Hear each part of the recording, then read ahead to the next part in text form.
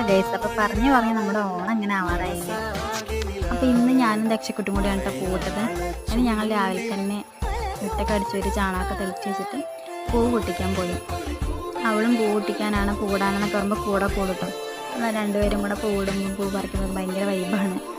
അപ്പം അവൾ പൂവൊക്കെ പൊട്ടിച്ചു തന്നു. ഞാൻ പൊട്ടിച്ചു തരാം മേമെന്നൊക്കെ പറഞ്ഞിട്ട് അവളും കൂടെ കൂടി. അപ്പോൾ എനിക്കൊരു ഭയങ്കര വൈബായിരുന്നു. അപ്പോൾ അത്യാവശ്യം ഒരു ദിവസം ഇടാനുള്ള പൂവൊക്കെ നമ്മുടെ വീട്ടിൽ നിന്ന് തന്നെ കിട്ടാറുണ്ട് കേട്ടോ. നമുക്ക് പുറത്തുനിന്ന് പൂ വാങ്ങേണ്ട ആവശ്യമൊന്നുമില്ല. പക്ഷേ ഉത്രാടം ദിവസം അങ്ങനെ ഉത്രാടത്തിനും തിരുവോണത്തിനും ഇടാനും പുറത്തുനിന്ന് പൂ വാങ്ങിക്കുകയാണ് ചെയ്യുക. അല്ലാത്ത ദിവസങ്ങളിലൊക്കെ നമുക്ക് ഇവിടെ നിന്ന് തന്നെ പൂവ് കിട്ടും കേട്ടോ. പിന്നെ എനിക്ക് പുറത്തുനിന്ന് പൂ വാങ്ങിയിടുന്നേക്കാളും ഇഷ്ടം നമ്മളുടെ വീട്ടിൽ നിന്നൊക്കെ പൊട്ടിച്ചിട്ടിടുന്നതന്നെ കേട്ടോ. അതിനൊരു പ്രത്യേക ഒരു ഫീലാണെന്ന് എനിക്ക് എപ്പോഴും തോന്നിയിട്ടുണ്ട്. കാണാൻ ഭംഗി ഒരു പക്ഷേ പുറത്തുനിന്ന് വാങ്ങിയിട്ട് ഒരുപാട് പൂവായിട്ട് ഇടുന്നത് തന്നെയായിരിക്കും. നിങ്ങൾക്ക് എങ്ങനെയാണെന്നുള്ളത് കമൻറ്റ് ചെയ്യും കേട്ടോ.